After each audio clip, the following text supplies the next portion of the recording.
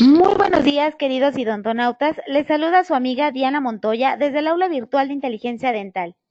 El día de hoy con una interesante conferencia patrocinada por nuestros queridos amigos de Neodent. Es un gusto para mí presentarles al doctor Alessandro Januario, de Brasil. Muy buenos días, doctor. Bienvenido. Buenos días. Muchas gracias por la invitación. ¿Ok? Entonces, buenos días a todos. Para mí es un honor muy grande estar acá en México para algunas charlas y también para una charla en este webinar. Muchas gracias. Y vamos a hablar de hacia la excelencia estética en implantología. ¿Sí? Bueno, no pasado, el concepto de éxito en implantología era la osseointegración. Si el implante estuviese osseointegrado, ok, estaba todo correcto. Pero hoy esto no es suficiente. Para que podamos considerar como éxito, el implante tiene que estar osseointegrado, o sea, en función, por un largo periodo de tiempo y con estética. Estética é um dos mais importantes pontos para se definir o êxito em la implantologia. ¿Sí? E se nós pudermos buscar um sinônimo para esta estética a largo prazo em função, é estabilidade de los tecidos. É relativamente comum o paciente receber um implante, uma prótese sobre o implante, e com o passar do tempo, quando se termina o tratamento, está tudo razoavelmente bem, o tempo se vai passando, meses, anos, e as coisas não se vão mais muito bem. Isto significa que os tecidos não estão estáveis, isto significa que provavelmente se terá comprometimento da estética. ¿Sí? Então, já não é mais êxito. Por exemplo, mire esta imagem, esta fotografia. Um dos dientes é uma prótese sobre implante. Pero ¿cuál? Es difícil dizer, porque está muy bien, está muy bonito. Pero si yo ahora muestro para ustedes esta otra imagen, ahora nos fica claro cuál es el diente que se fue removido, que se fue sacado, que es el diente 21, para se poner el implante y después una prótesis sobre el implante. Aí, se eu pergunto para ustedes, desses dientes, desta outra fotografia, qual é o diente que está sobre uma prótese implantosuportada, que é uma prótese implantosuportada? Está muito evidente. Né? Este é um diente que não tem uma estética agradável, porém está ósseo integrado, consegue se ter função, mastigação, pero não é êxito, porque não se pode ter uma situação como essa para que se considere êxito. ¿Ok? Bueno, uma coisa interessante e até certo ponto podemos dizer preocupante é que os dois casos começaram de maneira semelhante, de maneira parecida. Ambos com indicação de extração para colocação de um implante, depois uma prótese sobre implante. Pero este lado de cá, além da colocação do implante, outros procedimentos adjuvantes foram realizados para que se obtesse esse êxito. Do lado de cá, não foi realizado da forma correta. De maneira que não se tem êxito em acá, e acá se tem êxito, mesmo uma situação originalmente muito parecida. Ok? Bueno, e o que é necessário para que nós tenhamos, a maior parte de nossos casos, situações semelhantes a este acá? Um resumo é basicamente isto que eu mostro para vocês. 4 situações, 4 importantes pontos. O primeiro, a posição tridimensional correta. Colocar o implante em la posição correta. Vamos falar um pouquinho disto adelante. Uma outra importante situação, usar implantes, desenhos de implantes que sejam compatíveis, que podem favorecer certos pontos neste sentido. Vamos também falar um pouco sobre isso. O terceiro ponto, que na realidade é o terceiro, mas se tem 2 situações muito importantes. que es la cantidad y la calidad de los tejidos blandos y los tejidos duros alrededor de los implantes.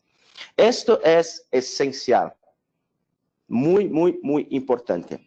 Entonces, nosotros tenemos que todo el tiempo estar preocupados con esta situación. También vamos a hablar un poco después. Y obviamente, desculpe. E, obviamente, uma prótese bem executada, uma prótese bem feita. E quando se habla de uma prótese bem feita, bem executada, não é só a estética branca del diente, também sua relação com os tecidos ao redor desta prótese. Porque a manutenção, a estabilidade a largo prazo, tem também uma importante relação como a prótese está sendo construída. Desde a prótese provisional a la prótese definitiva. Ou seja, são os 4 pilares para se ter o êxito esperado na implantologia, especialmente no sentido estético. Ok? Bueno, então, o primeiro ponto, a posição tridimensional correta. A posição tridimensional correta é definida, é direcionada por 2 pontos. O primeiro, la futura prótese. Llamamos esto de planificación reversa. Es primero planificar el futuro diente y baseado en esta posición poner el implante. ¿Cierto? Pero también es muy importante para que nosotros podamos definir la posición tridimensional adecuada. O conhecimento de um aspecto biológico fundamental, muito conhecido na perioimplantologia, que é o espaço biológico. Pero qual é a relação do espaço biológico com o posicionamento tridimensional? Eu vou explicar isto para vocês. Então, o espaço biológico é uma distância que se vai de la crista del hueso hasta la margen gingival. Tiene 3 estruturas acá. El sulco gingival, el epitelio juncional y la inserción conectiva. Estes son los puntos. Y una cosa importante que nosotros tenemos que saber, que siempre el organismo va a procurar se organizar acerca de los espacios, acerca del espacio biológico, para se tener salud en el componente dental e os tecidos ao redor deles e também os implantes, é fundamental que este espaço biológico, essas estruturas estejam preservadas, sejam respeitadas. Ok? Imagine a seguinte situação. Eu perco minha incisiva central. Um acidente, eu caio e quebro o dente em el nível da cresta del hueso. Eu vou para um excelente dentista que consegue fazer um excelente trabalho e coloca uma prótese muito bonita, muito bem adaptada. Não é fácil, mas é um excelente dentista. Vai pôr a prótese muito bem adaptada. Pero, lembrando, o término desta restauração, desta prótese, está em nível da crista hueso, onde se estava a fratura que eu acabei de exemplificar para vocês. O que vai acontecer com o tempo? Com o passar do tempo, mesmo uma prótese muito bem adaptada, com bastante segurança, eu hablo para vocês que se vai perder o hueso. O hueso se vai reabsorver, pois, como eu falei anteriormente, é uma necessidade, uma tentativa das estruturas do espaço biológico se adaptarem a esta nova situação que não é boa para ele. Uma forma que o organismo se encontra para isto é reabsorver parte do tecido hueso para a adaptação, especialmente das fibras do tecido conectivo. Certo? Pero qual é a relação de isto com implantologia? Aí eu vou explicar isso e depois volver à questão do posicionamento tridimensional, falando um pouco de los desenhos de los implantes. Los desenhos de los implantes influencia a pérdida de hueso, ¿cierto? Bueno, esto es un diseño, podemos decir que es un diseño tradicional del implante. Vamos a llamar de implantes convencionales. que são implantes de conexão hexagonal externa, e a relação com o componente protésico está em lo mesmo nível. Não tem divergência, não tem desvio. Estão no mesmo nível. A plataforma do implante e o componente. Isto é o tipo de implante que chamamos de convencional. Bueno, se imagine que esta linha acá sea a linha del hueso. Vamos poner o implante como vocês estão mirando nesta fotografia. Passado o período de osseointegração, se vai poner uma prótese. Perfeito, se hace a prótese, tudo bem. O paciente vuelve a seu consultório meses depois, um ano depois, hace uma radiografia e a situação é algo mais ou menos como isto. O processo que ocorreu acá se chama saucerização ou craterização. É uma pérdida de hueso ao redor da plataforma de implante que acontece de maneira até certo ponto natural, esperada, né? Pero que se puder ser evitada, penso que é melhor, não? E por que isto acontece? Agora está na hora de relembrarmos o exemplo que eu dei para mi diente. É algo parecido. Apesar de las estruturas periodontales e perimplantares serem histologicamente um pouco diferentes, em alguns aspectos têm comportamento um pouco parecido. Como acá, na relação da prótese e a plataforma do implante, se tem micromovimentos, especialmente neste desenho de implante, acúmulo de bactéria, situação parecida com a agressão que se tem quando se faz uma prótese sobre diente muito acerca da crista del hueso, o organismo se encarrega de organizar-se, especialmente as estruturas do espaço biológico, para ter esta adaptação. Correto?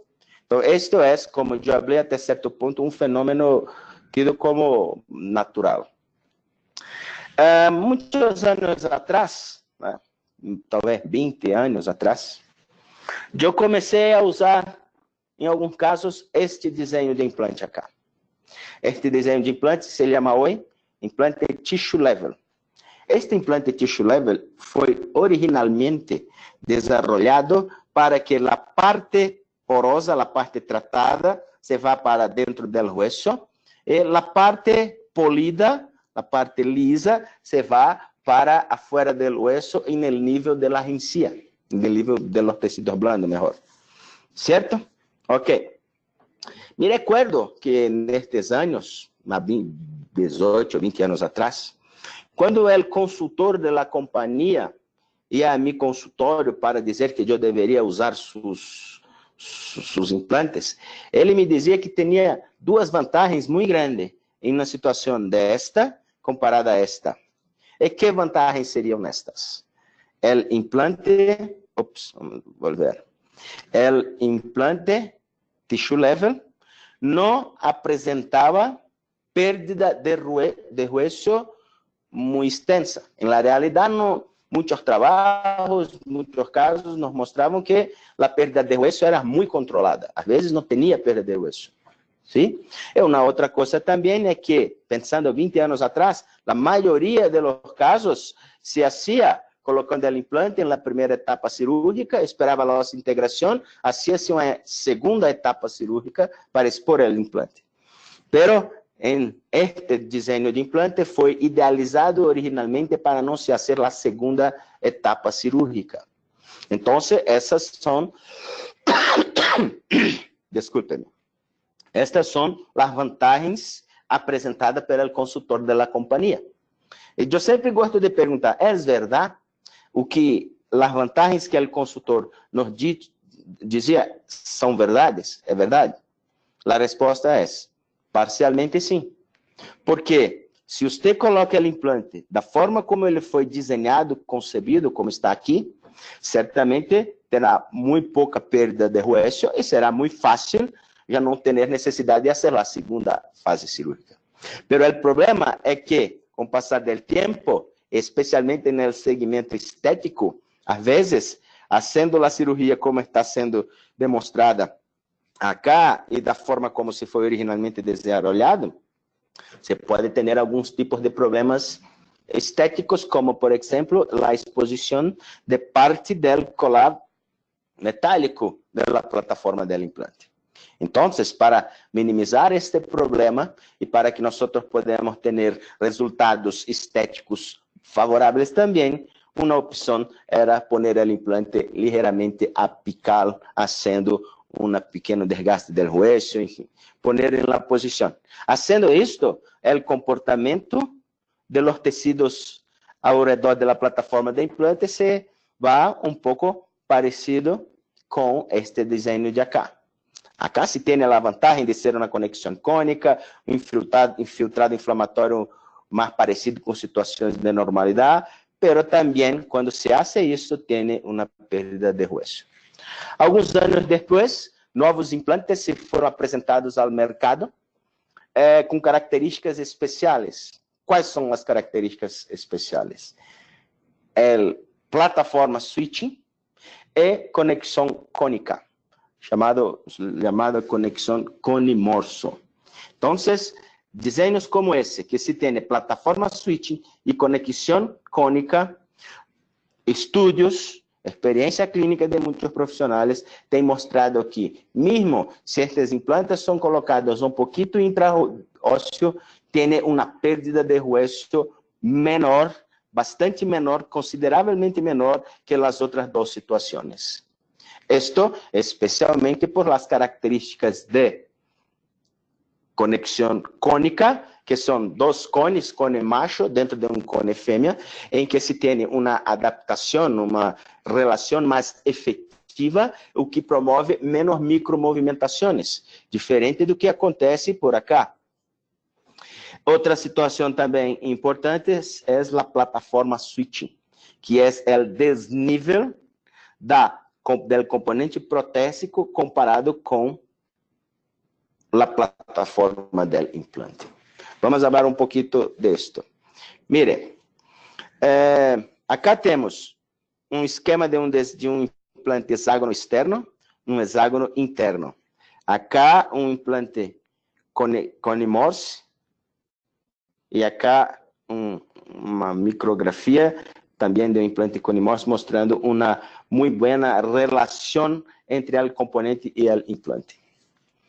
Um grupo de professores da Universidade de Frankfurt, Zipri e colaboradores, desenvolveram uma metodologia de pesquisa bastante interessante que nos mostra de maneira muito simples e clara o que se passa em termos de micromovimentação quando se tem implantes cônicos comparado com implantes que não são cônicos, hexágono externo, hexágono interno.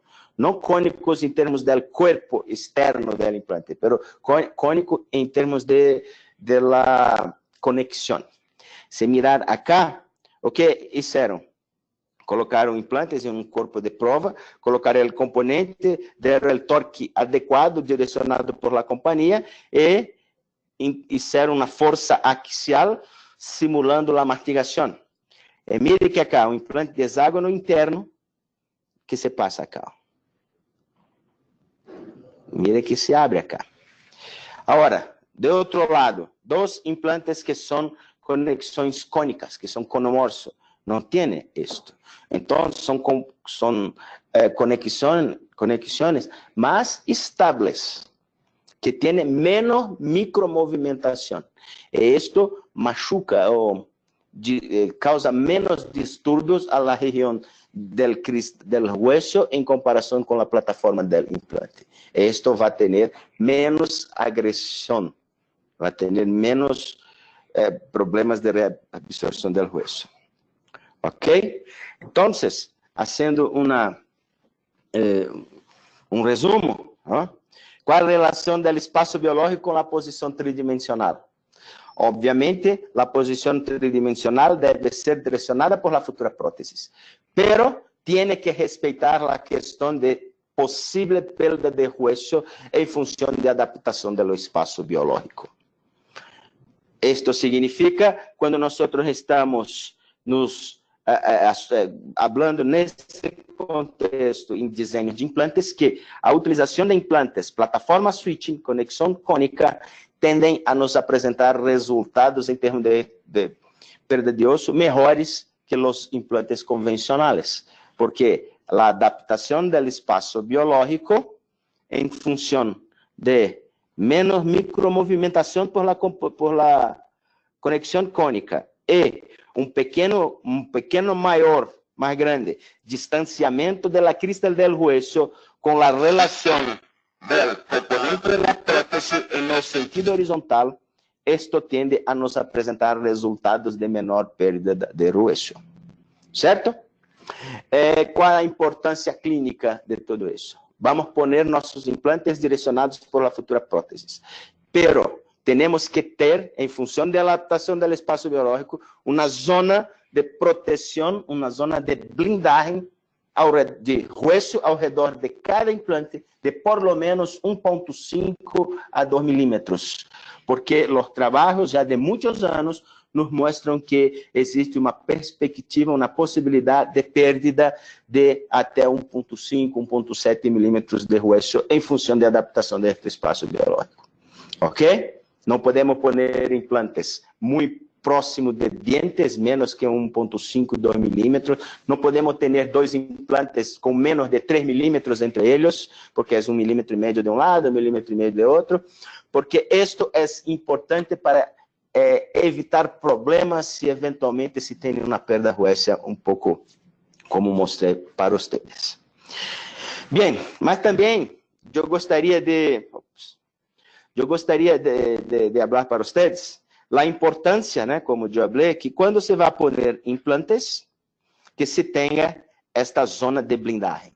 O implante, o hueso, com por lo menos 1,5 ou 2 milímetros ao redor de todos os implantes.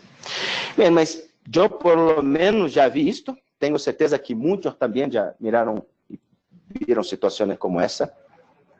Às vezes nós temos implantes de conexão cônica, plataforma switching, mira a radiografia e tem um pouco mais de perda de hueso do que você estava esperando. De la mesma forma, nós também vemos implantes conexão tradicional, conexão convencional, hexágono externo, e que tem uma perda de hueso um pouco menor do que se esperava. Isto acontece porque a perda de hueso é uma situação que é multifatorial. Não é só um fator, não é só a adaptação do espaço biológico. E um dos fatores muito importantes é o que eu vou falar agora. Vamos recordar quais são os pontos fundamentais, pilares para o sucesso a largo prazo. Posição tridimensional correta, o desenho de implante, esses dois nós já falamos. O terceiro ponto, quantidade e qualidade de los tecidos blandos e los tecidos duros ao redor de nossos implantes. Primeiro, a importância de los tecidos duros. Parte, eu já falei isto para vocês. Em função da adaptação do espaço biológico, temos que ter uma zona de blindagem de osso. Por lo menos 1,5, 2 milímetros ao redor de todo o osso. Isto é essencial. Se não tem isto, a possibilidade de problemas a médio e largo prazo é muito grande. Então, nós temos que respeitar esta questão, certo? E em relação aos tecidos blandos, qual é a importância? Este trabalho, 1996, 20 anos atrás, trabalho conduzido por professor Berglund e Linde. Professor Linde provavelmente é o dentista mais conhecido e mais famoso do mundo, porque todo o mundo estuda periodontia em seu livro. Este trabalho, publicado 22 anos atrás, já nos dava um direcionamento importante das condições dos tecidos, da relação dos tecidos blandos e do tecido do hueso, e da perda de hueso. O que os pesquisadores fizeram? Extraíram, removeram os dentes posteriores de perros, esperaram a cicatrização, colocaram implantes dos dois lados e já deixaram com o componente protésico para fora.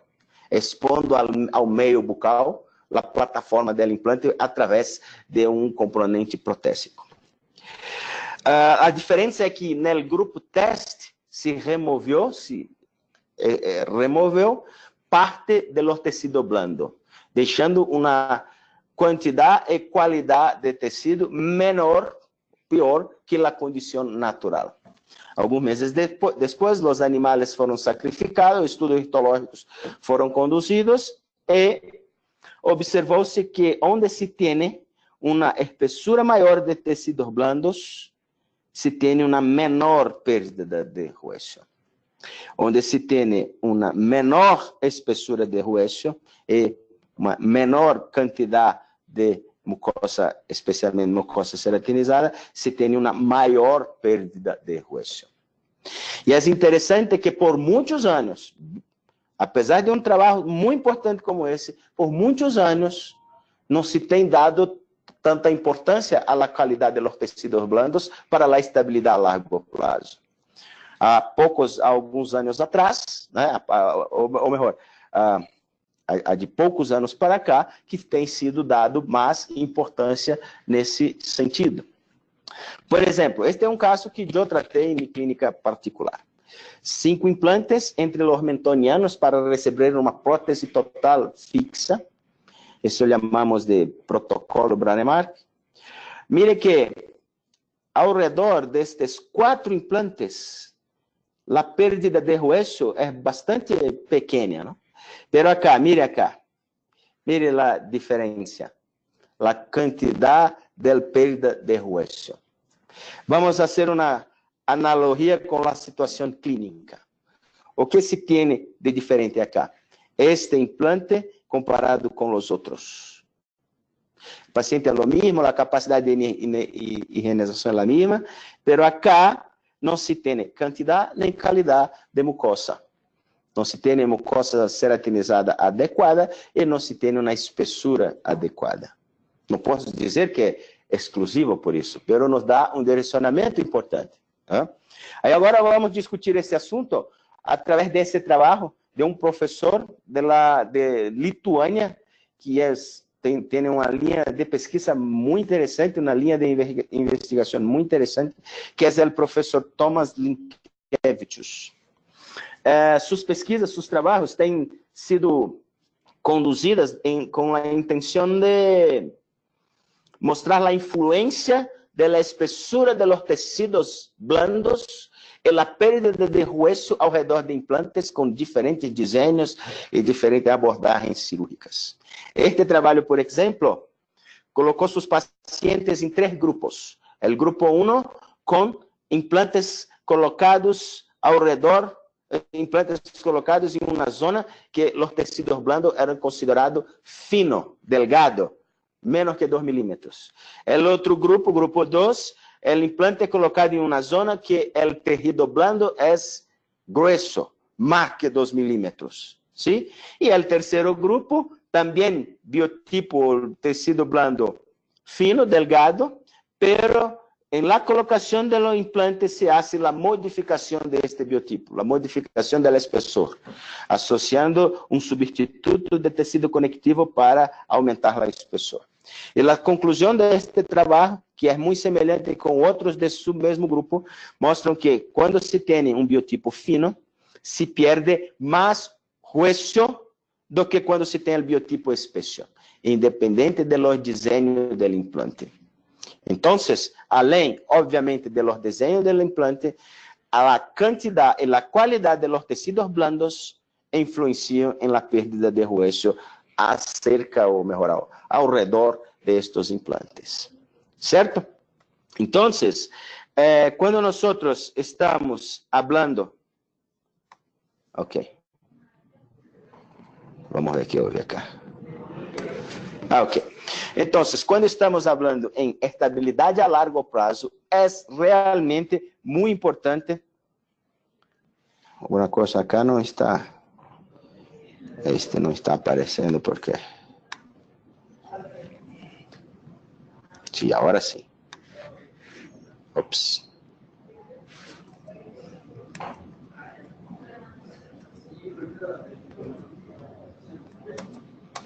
Bueno, una cosa que es realmente muy importante para que nosotros tenemos la estabilidad a largo plazo es tener cantidad y calidad de tejidos blandos.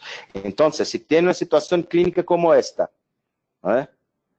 que no se tiene tejidos blandos en cantidad y calidad adecuada, es importante y necesario que se hace la modificación, colocando, por ejemplo, un injerto de tejido conectivo, injerto gengival libre, caso esté conducido por mi gran amigo Dr. Washington.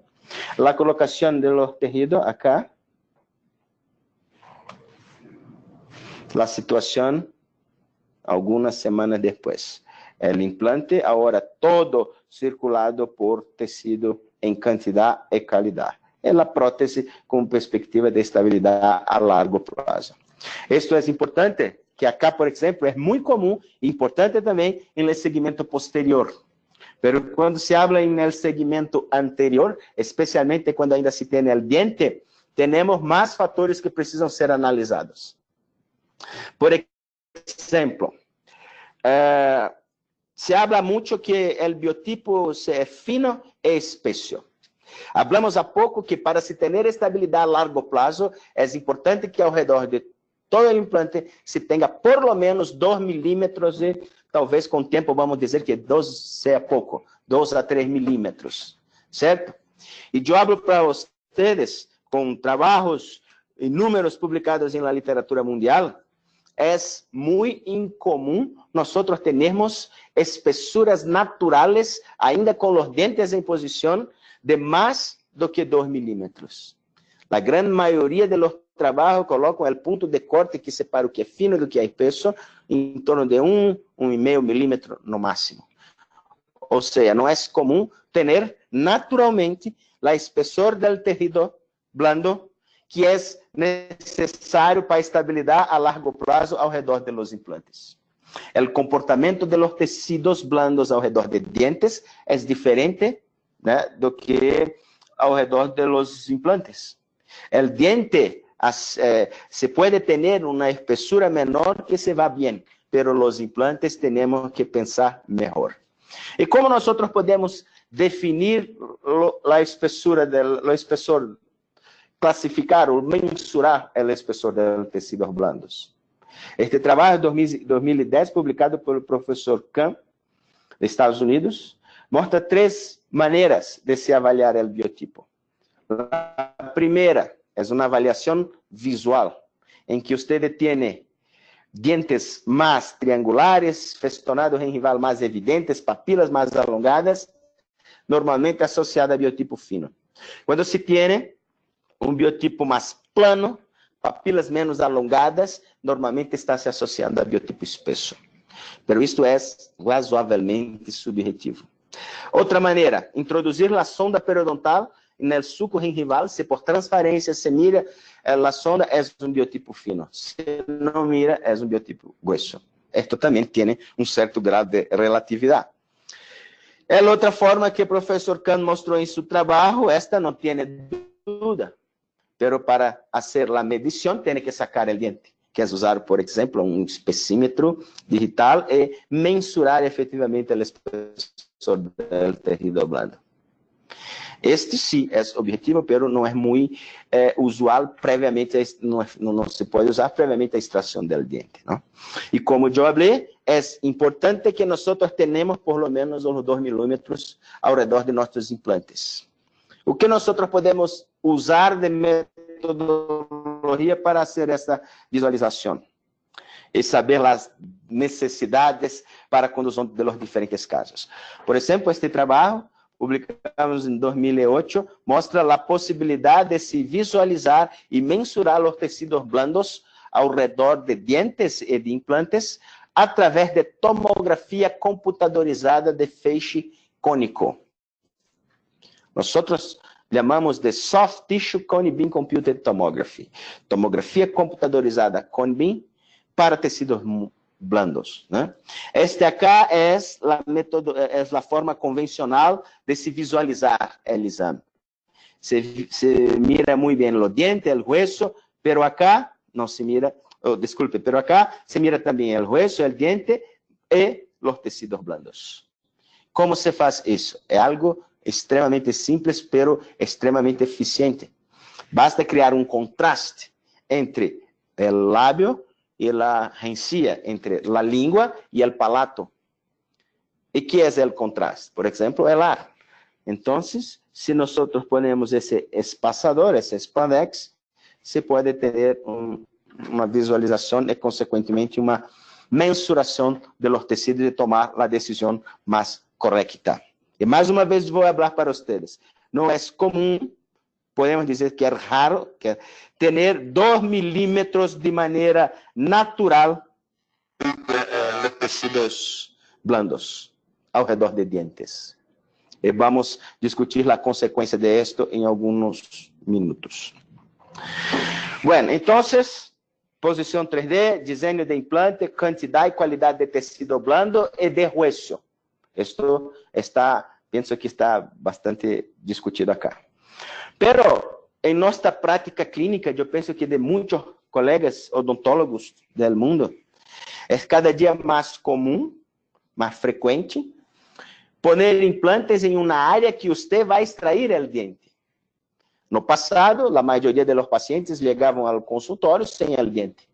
Hoje, os dentistas clínicos provavelmente já perceberam que a melhor pessoa para sacar o diente é quem vai poner o implante. Então, nós temos que também pensar nisto, nesta situação, porque isto é, por lo menos para mim, penso que para muita gente, os casos mais comuns, as situações clínicas que mais vão a nosso consultório. Né? Então, uma coisa muito importante em se tratando disto, da necessidade de extração, é tudo o que foi falado anteriormente é a mesma coisa. Tem que pôr na posição tridimensional correta, tem que pensar um desenho de implante que pode nos ajudar, temos que ter tecidos blandos e tecidos duros em quantidade e qualidade. Pero a diferença é que acá o desafio é muito mais grande. Por exemplo, a posição tridimensional é mais difícil, porque tem já um buraco, um erro para você vai poner ali. Normalmente o buraco não vai coincidir, o alvéolo não coincide com a posição tridimensional ideal dos implantes. Então, esse já é um fator, um desafio maior. E também temos que estar sempre atentos e conhecendo os aspectos biológicos do processo de reparação do alvéolo. Certo? Como é que como acontece? Este trabalho, publicado em 2012, na revisão sistemática liderada pelo professor Niklaus Lang, observou que em humanos existe uma perda de volume em espessor que vai de 30% a 60% pós-extração. Em altura, se tem uma perda de aproximadamente 10% a 20%, pero uma perda mais localizada ao centro do alvéolo, porque as posições distales de mesial, se tem os dientes, esto se tem uma compensação e menor perda de hueso. Então, o mais importante é realmente o espessor, que se pode ter até 60% de perda em função do processo natural de cicatrização do alvéolo.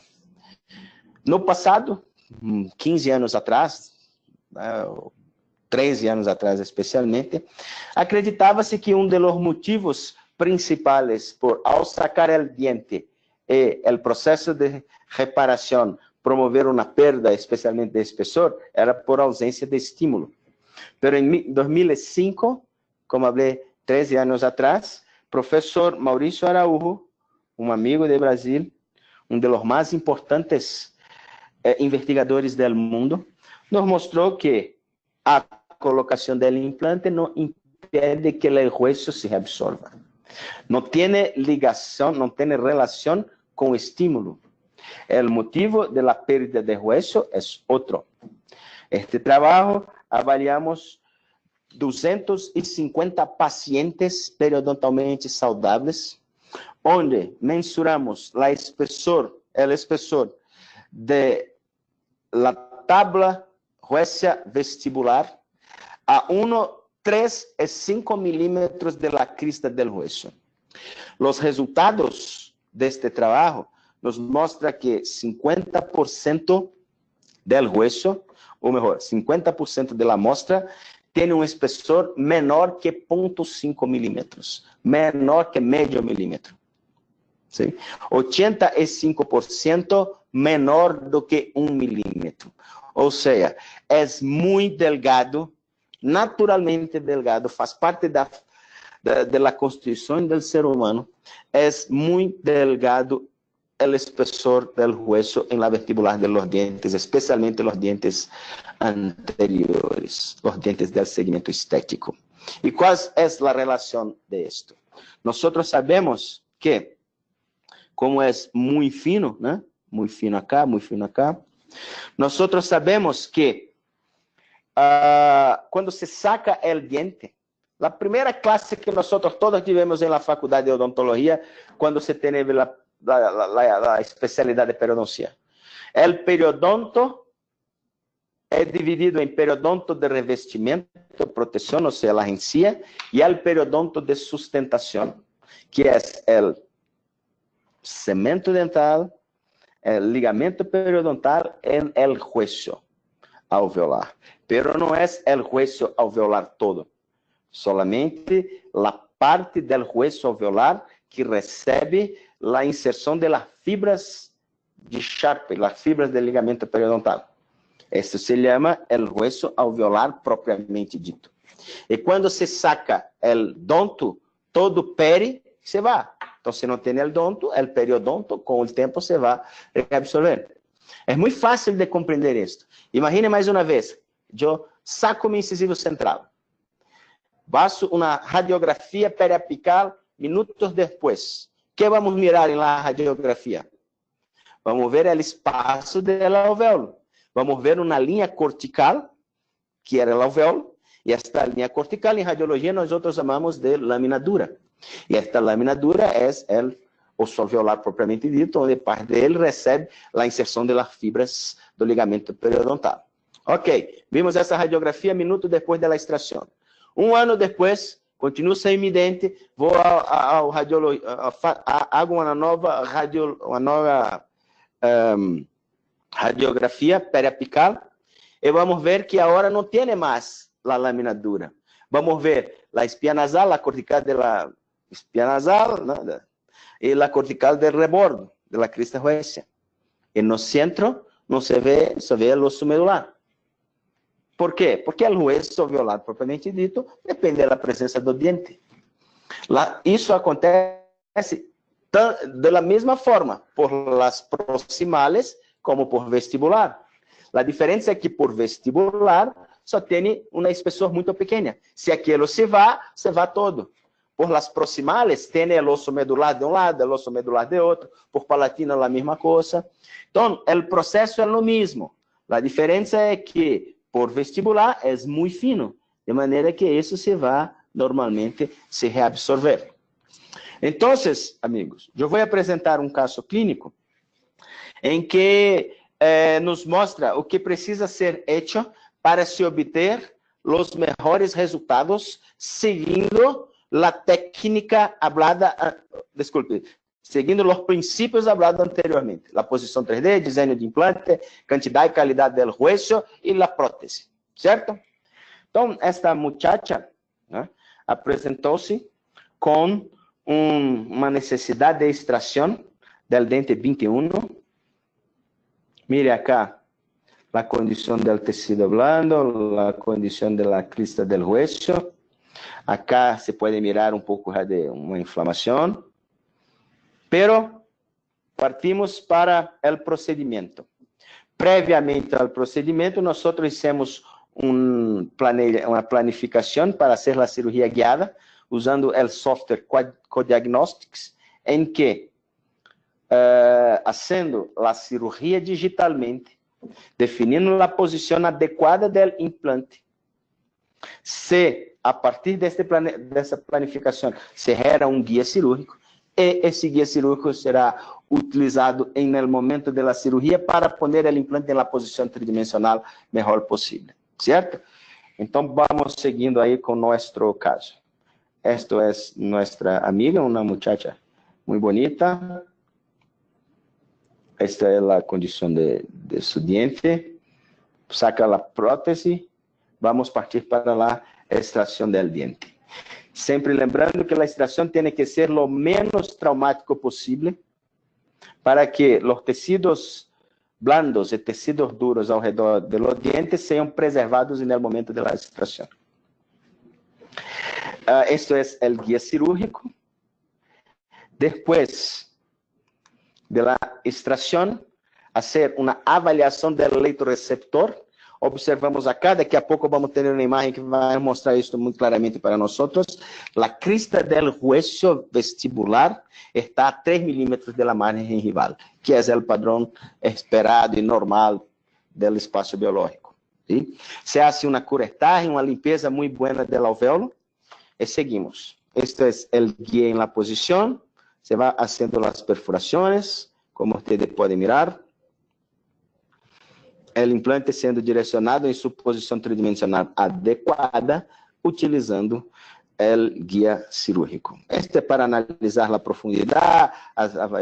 Esto é uma que eu falei para vocês.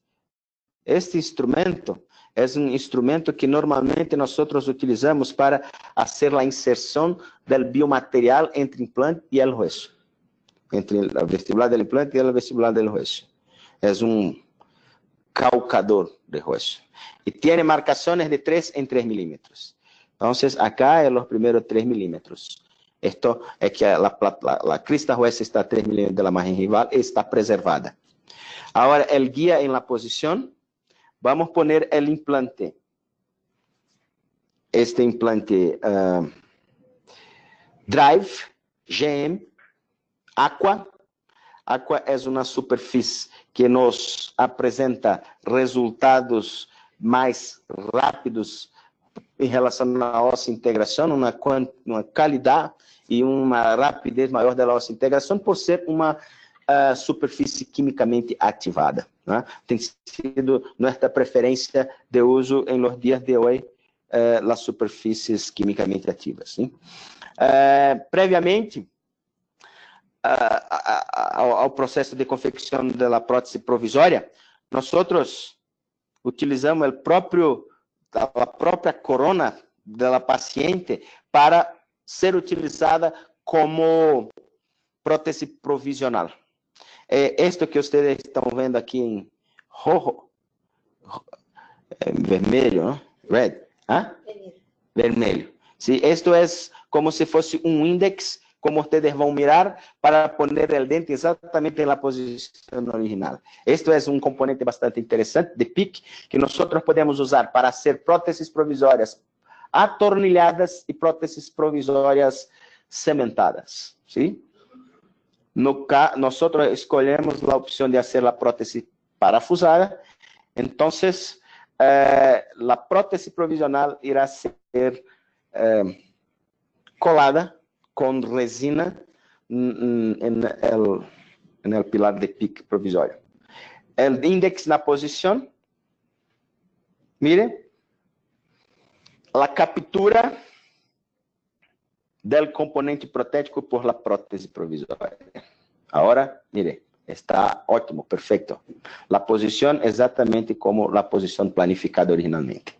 Bueno, implante na posição tridimensional correcta, hecho a través de uma cirurgia guiada, planificada digitalmente. Hablamos da importância do espessor de los tecidos blandos. Como eu falei, é muito raro ter os 2 milímetros mínimo para estabilidade a largo prazo. Então, é muito comum a necessidade de fazer a colocação, o aumento do espessor de los tecidos, modificando o biotipo através de injerto de tecido conectivo. ¿Sí? E também se hace isso porque, mesmo tomando todos os cuidados da extração, preservação do alvéolo, plenamento do gap com biomaterial, se perde um pouquinho. Então, o injerto de conectivo em situações como estas é importante para aumentar o espessor e para compensar o pouquinho que pode ter de pérdida, mesmo fazendo a forma adequada de preservação do alvéolo. Então, o injerto de tecido conectivo está sendo realizado. A utilização de tunelizadores para hacer el leito receptor sector del injerto. Vamos a remover el injerto de la región palatina, que es normalmente la área más apropriada para se remover, que se tenha uma disponibilidade maior e uma qualidade boa. Neste caso, fazendo a técnica de remoção do tecido gengival com tecido conectivo e tecido epitelial. Depois, removendo o epitélio e também removendo parte do tecido gorduroso que fica próximo à lâmina própria do conjuntivo. Esta é uma técnica que é muito preconizada por professor Zucchelli, que nos mostra que se tem uma qualidade melhor do conjuntivo e não se tem pós-operatório muito pior do que a técnica, por exemplo, a técnica de sapão, que você remove só a parte interna. Certo? Então, o injerto na posição desejada. Vamos continuar com nossa cirurgia para poner em la posição correta.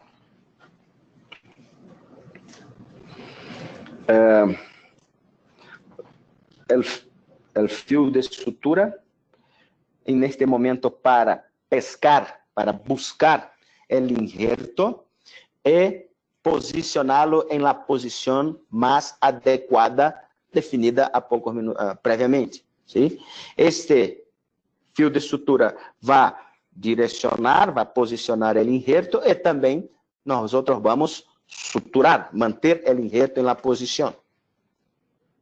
Isto é uma fase bastante importante. Mire, tem que ser sempre com muita delicadeza, com instrumentos adequados. Né? Uma das coisas ruins que se tem para se ter bons resultados é não utilizar instrumentos de qualidade. Então, tem que ter buenos materiais, buenos instrumentales, buenos equipamentos, buenos implantes, biomateriais, enfim. Se quer trabalhar com excelência, tem que ter produtos de excelência. Não tem, infelizmente, não tem outra coisa. Em Brasil, nós temos um ditado. Nem tudo que é caro é bueno, pero tudo que é barato é ruim. Então, nós temos que, infelizmente ou felizmente, nos preocuparmos em utilizar equipamentos instrumentais de qualidade. Bom, voltamos aqui à posição o posicionamento do implante, do injerto. Vamos vestindo, ele vai se encaixando muito perfeitamente a condição planeada. Isto não é uma coincidência, isto é fazer a coisa como deve ser feita em termos de planificação, em termos de execução de técnica cirúrgica adequada. ¿Sí? Então, o injerto de tecido conectivo posicionado para aumentar o espessor, dando uma perspectiva de estabilidade a largo prazo maior e também para compensar eventuais perdas de volume que se pode acontecer. Depois de esto, vamos agora entre o implante e o hueso vestibular, poner o biomaterial de lenta de absorção. Aqui no caso, o Cerabon, que é hidroxiapatita bovina, sendo introduzida em el gap, o espaço entre o implante e o hueso vestibular. A instrumental, o calcador, mire a imagem, e agora vamos poner o provisional, que se foi executado, que hicimos há poucos minutos antes, não? Remoção do tapa implante, que estava já para, ao colocar o hueso, não entrar dentro do implante, e agora seguimos com o provisório. Esta é a posição ideal. Isto é a condição final. Vai para casa desse jeito aí. O caso está finalizado. Sim? Mas uma sutura para uma estabilidade maior do injerto e também para se pressionar ou para se posicionar esse injerto melhor contra o colgaro e se ter uma perspectiva de nutrição um pouco melhor. Certo? Entonces, esto es la condición final en que el paciente se va para casa con el provisorio. Bueno, 10 días después, esta es la situación del paciente. Acá ainda está un poco, sí, claro, tiene 10 días. Pero una cosa importante, la encía, la margem gengival está até más coronária, né? Desculpe, mais para incisar el dente do que el dente vizinho. Esto es 3 semanas después.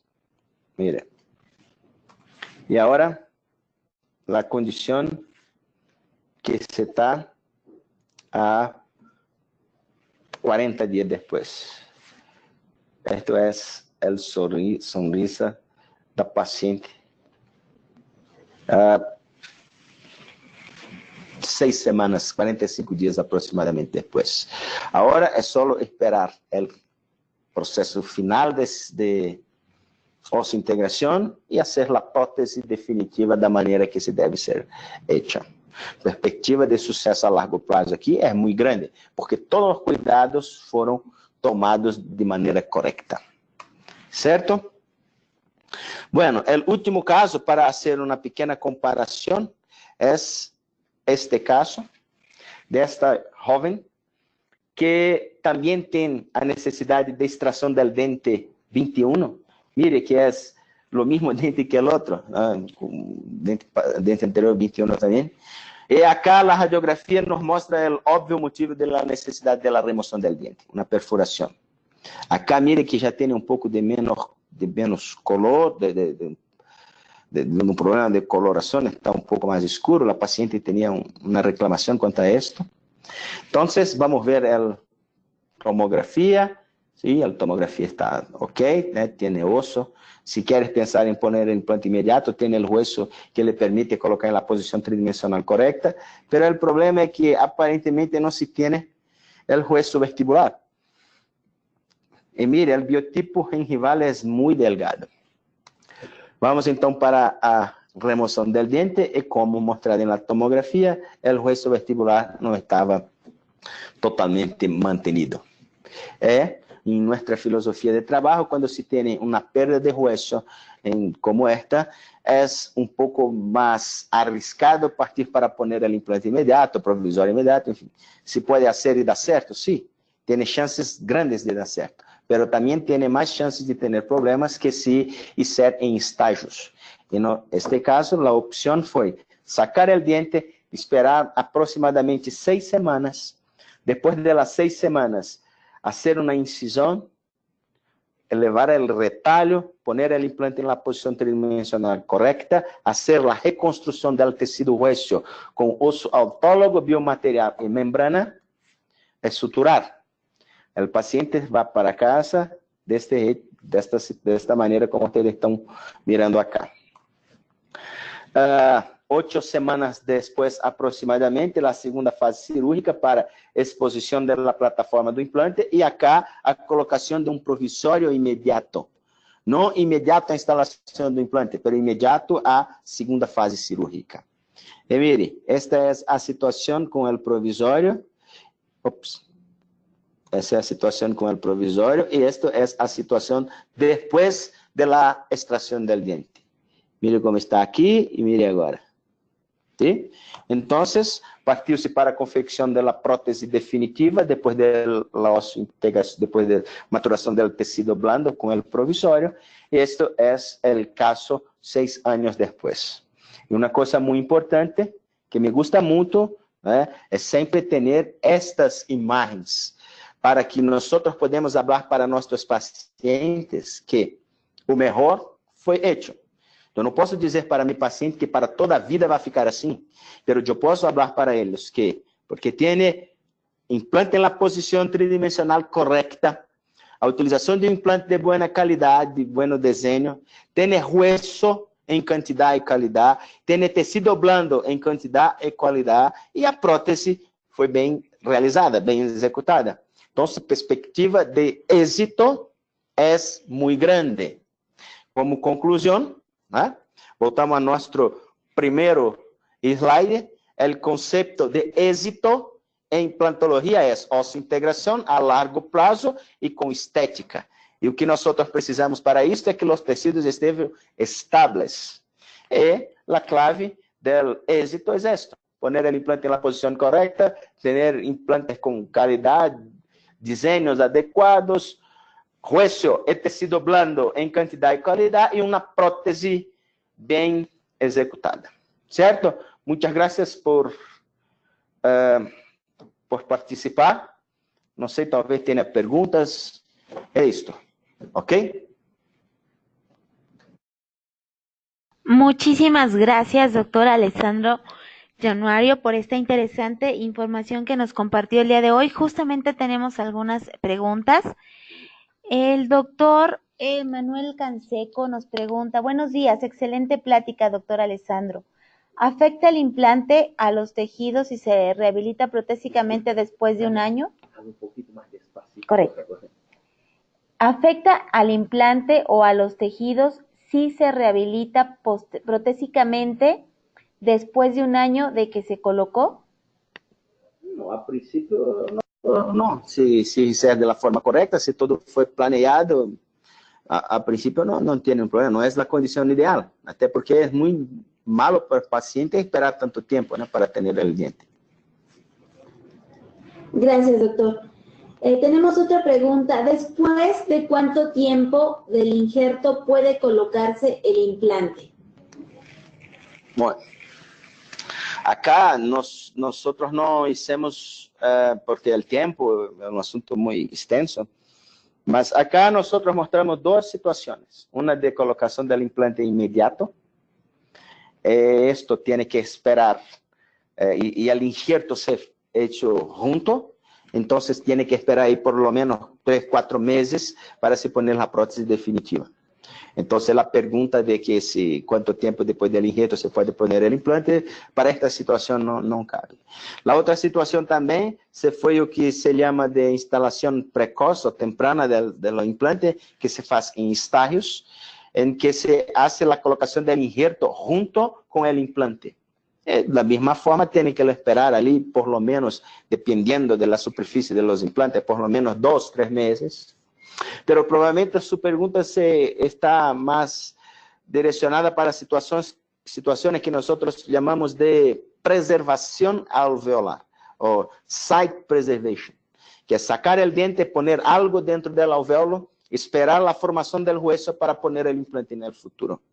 Depende del material que se ponga. Normalmente se usa biomateriales de lenta reabsorción. El tiempo estimado es no mínimo 6 meses, podendo llegar a 8 o 9 meses. Se usa osso autólogo, lembrando que para se usar el osso autólogo, para se hacer la preservación alveolar, tiene que ser osso autólogo estruturado, preferencialmente cortical.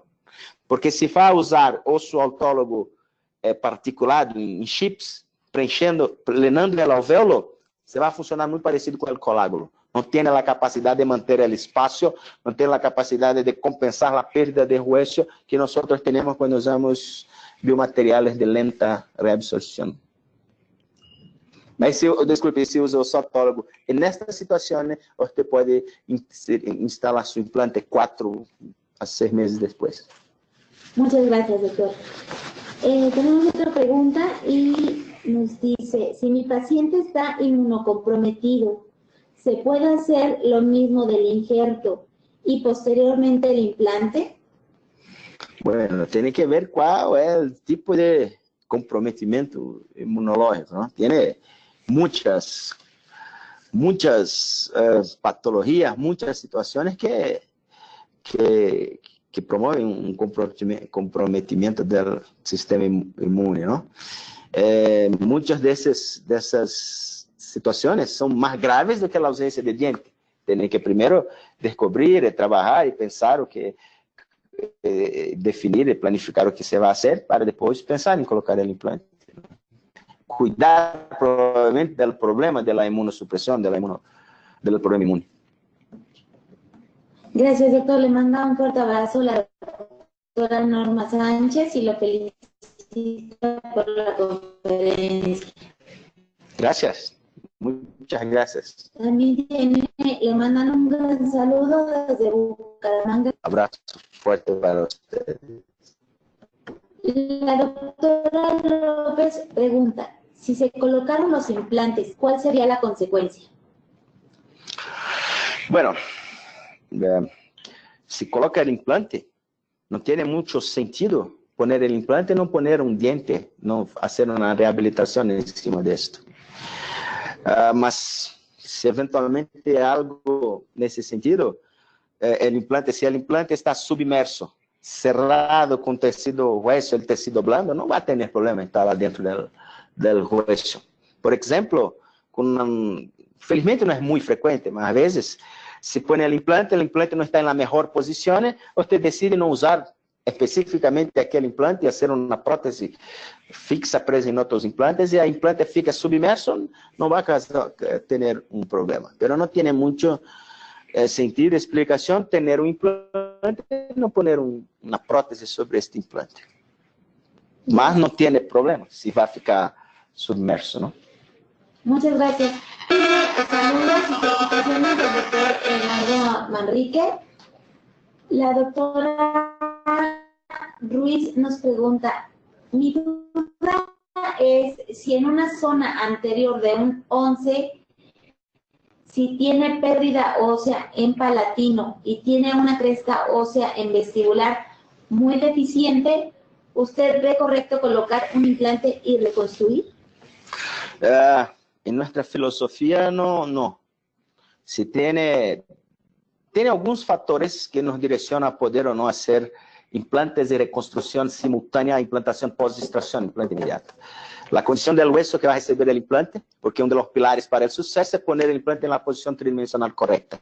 Entonces, el remanescente hueso tiene que permitir eso. No se puede tener recesión, no se puede tener patología, especialmente patologías agudas. Y en mi manera de pensar, el hueso, especialmente el hueso vestibular, se está danificado, se está perdido, parcial o total, tiene más riesgos de problemas si hace el implante inmediato y la reconstrucción. Obviamente existen filosofías diferentes, pero este es como nuestro grupo trabaja. Gracias, doctor. El doctor Ocampo Romero pregunta, y en caso de que el paciente tenga osteoporosis, ¿cuál es el procedimiento? Osteoporosis não costuma ser um problema de contraindicação da implantologia para se poner implantes, porque níveis, a não ser que seja um nível muito avançado de osteoporose, que não é nem muito comum, a condição del hueso, de la maxila e de la mandíbula, que são os huesos português hablamos os chatos, influencia negativa de la osteoporosis. Esto que está muy evidente en los días de hoy y que tiene causado problemas y preocupaciones con los odontólogos en todo el mundo son las necrosis óseas, osteonecrosis, por el uso de algunos medicamentos que influencian en el proceso de reparación del hueso. Y muchos de esos medicamentos são usados para o tratamento de osteoporose. Então, neste caso, normalmente se contraindica a colocação de los implantes, dependendo da medicação, do tempo de uso, da posologia. Esto. Saludos y muchas felicitaciones por su conferencia. Muchas gracias. Muchísimas gracias, doctor, por esta visita que está haciendo a México por parte de Neoden. Muchas gracias. Yo estoy contento y honrado de estar acá. Muchísimas gracias, doctor. Agradecemos a nuestros queridos amigos de Neoden, quienes patrocinaron esta interesante conferencia. Muchas gracias, doctor Alessandro Zanauria, por estar aquí en México. Está mi email allá.